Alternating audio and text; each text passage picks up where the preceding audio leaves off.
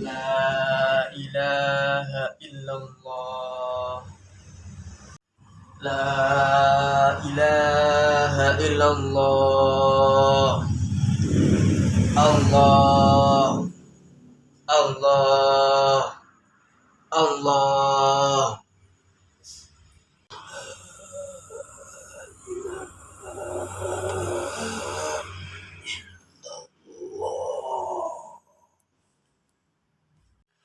Inna lillahi wa inna ilaihi raji'un.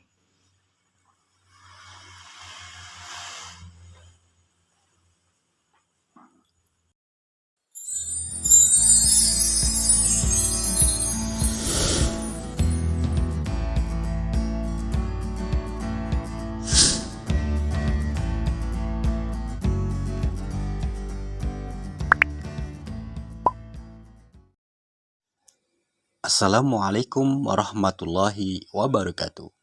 Selamat datang kembali di channel YouTube kami TPQ Al-Barokah Pucung Bitul. Untuk kesempatan kali ini akan kami sampaikan ke hadapan Anda hal-hal yang perlu dilakukan saat kita menghadapi orang yang sedang sakaratul maut. Berikut ada 4 hal yang perlu kita lakukan saat menghadapi orang yang sedang sakaratul maut.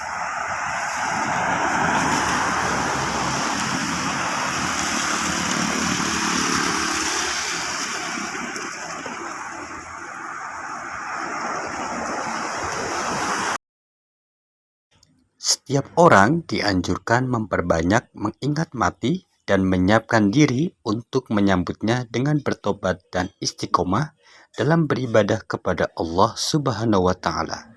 Rasulullah Shallallahu Alaihi Wasallam bersabda, "Aksiru min zikri hadhimil ladzati," yang artinya berbanyaklah oleh kalian mengingat pemutus kenikmatan atau kematian.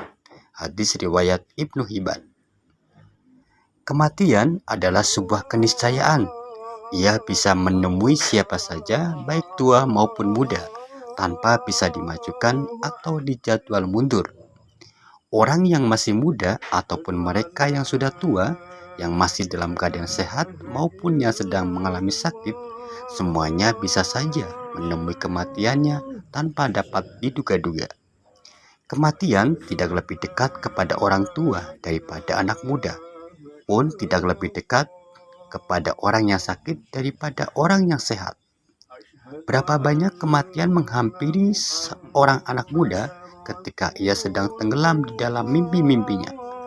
Dan berapa banyak pula orang tua yang sudah begitu renta justru masih panjang masa hidupnya, padahal setiap harinya ia selalu berjaga-jaga jikalau datang ajalnya. Orang yang dalam keadaan sakit dianjurkan untuk mengingat kematian dan menyiapkan diri untuknya menjadi lebih kuat baginya. Sedangkan bagi keluarga atau orang yang berada di sekeliling orang yang telah terlihat adanya tanda-tanda datangnya ajal, ada beberapa hal yang mesti dilakukan. Dr. Mustafa Alkin dalam kitabnya Al-Fiqhul Manhaji menyebutkan ada 4 hal yang semestinya dilakukan seseorang terhadap anggota keluarga atau orang lain yang sedang mengalami nazak atau sakaratul maut. Keempat hal itu adalah: yang pertama, menidur miringkan badan orang tersebut ke sisi sebelah kanan untuk menghadapkan wajahnya ke arah kiblat. Bila hal ini dirasa susah, maka menelentangkannya dengan posisi kepala sedikit diangkat sehingga wajahnya menghadap ke kiblat. Demikian pula kedua ujung kakinya juga disunahkan untuk dihadapkan ke arah kiblat. Yang kedua, disunahkan mengajari atau mentalkin orang yang sedang sekarat kalimat syahadat, yakni La ilaha illallah, dengan cara yang halus dan tidak memaksanya untuk ikut menirukan ucapan syahadat tersebut. Cukuplah mentalkin dengan mengulang-ulang memperdengarkan kalimat La ilaha illallah di telinganya tanpa menyuruh untuk mengucapkannya. Berdasarkan sabda Rasulullah yang diriwayatkan oleh Imam Muslim, Laqinu mautakum la ilaha illallah. Artinya, ajarilah orang yang mau meninggal di antara kalian dengan kalimat La ilaha illallah.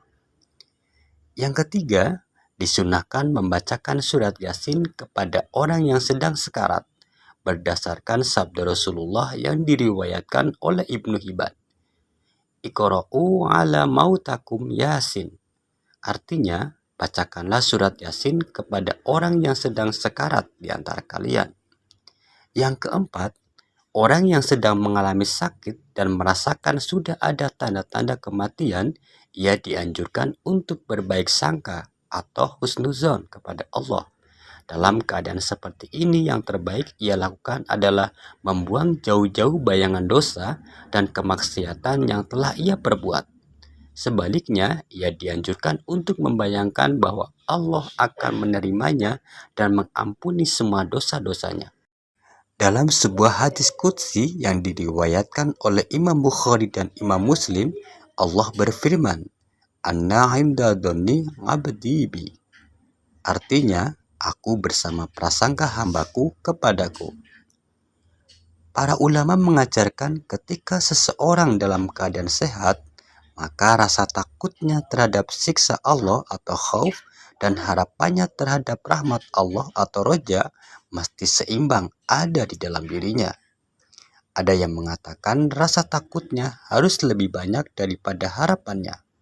Namun, ketika seseorang dalam keadaan sakit dan telah dekat kematiannya, maka harapan pada rahmat Allah mesti harus lebih besar dari rasa takutnya, atau bahkan hanya ada harapan saja di dalam dirinya kepada rahmat Allah. Ia mesti yakin bahwa Allah akan mengampuninya dan melimpahkan kasih sayangnya kepadanya. Wallahu a'lam bishawab.